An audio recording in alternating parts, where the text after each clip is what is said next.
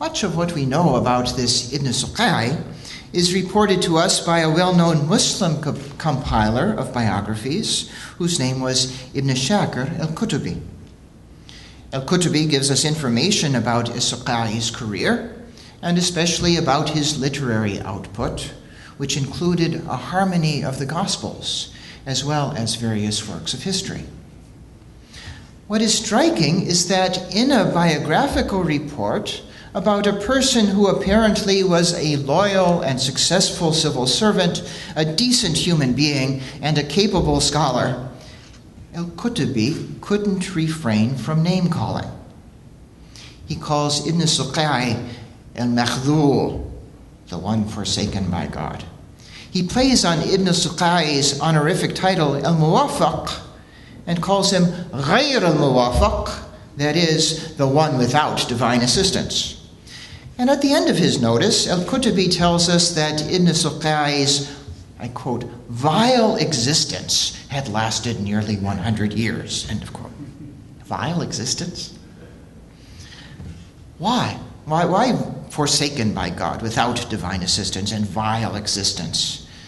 Well, apparently simply because the man was a Christian. Al-Kutubi apparently felt duty-bound to show his distaste.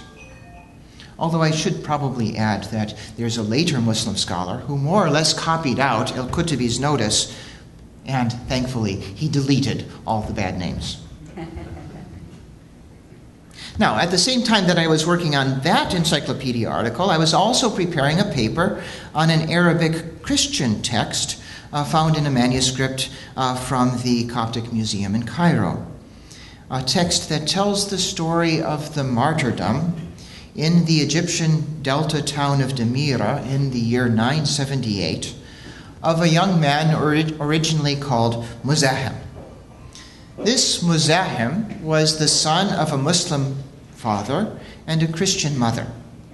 We are told that he used to observe his mother going to church and receiving the Holy Communion, and he developed a burning desire to be baptized and to share in the Holy Sacrament. In the story, he pursues this goal and has some adventures along the way.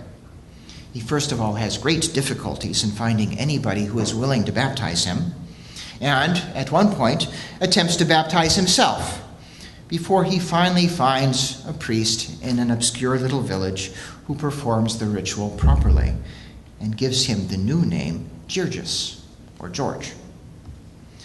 He now marries a pious Christian woman named Sayula, and they live together for a few years in peace and devoted service to the church until his case comes to the attention of the local authorities. The story then becomes one of repeated arrests, beatings and other humiliations and tortures, miraculous healings and heavenly visitations in prison, more mistreatment, Girgis's wavering, his wife's steadfast encouragement, and finally Girgis's execution for apostasy. Now, a striking feature of this tale is just how sharply the lines are drawn between the Christian and the Muslim characters in the story.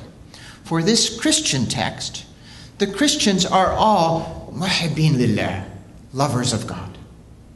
Girgis's antagonists, on the other hand, are ashrar, evil, munafiqun, hypocrites, kafara, unbelievers, and even a shaitan, Satan in human form.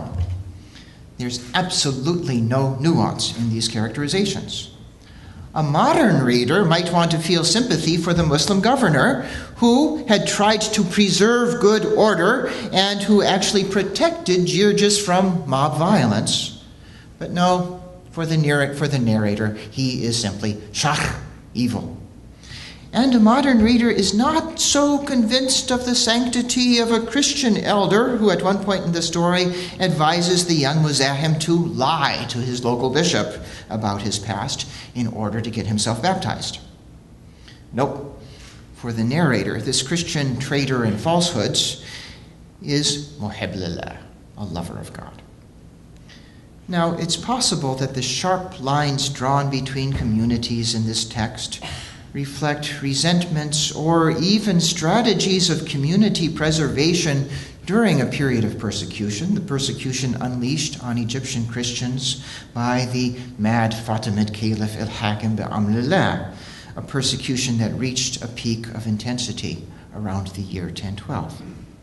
Maybe. Be that as it may, my point here is simply this. We don't have to look hard for historical examples of Christians and Muslims othering one another. There is a long history of this, of drawing the sharpest possible distinctions between communities and reinforcing those distinctions by mutual name-calling. And so it's refreshing from time to time to find examples that break this mold. You heard that last year I published a little book on the medieval Coptic papacy, that is, the patriarchs of the Egyptian Orthodox Church in the period between the Arab conquest and the Ottoman conquest.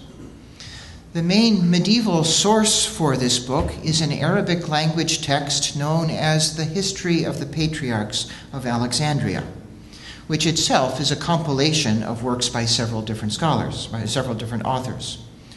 One of these authors was companion and scribe of Coptic Orthodox Patriarch Shenouda I, who held office between 859 and 880. We are not entirely sure of this scribe's name. It might have been John, and so we'll call him that, John the Scribe. Now, John the Scribe lived in and wrote about difficult times. The Abbasid Empire of his day was not infrequently in a state of chaos, and the disorder regularly spilled into Egypt. In the year 816, the patriarch was obliged to flee bloody violence in the city of Alexandria, and that was the beginning of what would become a permanent exile, so that right up to the present day, the Coptic Orthodox Patriarch of Alexandria does not live in Alexandria. By the mid-9th century, the combination of anti-Dhimmi policies at the Abbasid center in Iraq, the financial extortions of individual governors in Egypt, and the breakdown of security all through Egypt led to an exceedingly difficult period for Egypt's Christians. As John tells his story, he wants his readers to understand that more than earthly powers were at work. On the one hand, God continues to be at work for good in the world. At the same time, Satan is on the loose, looking for opportunities to create trouble. John saw history as proceeding in cycles, with periods of God-given peace and prosperity regularly alternating with Satan-induced chaos.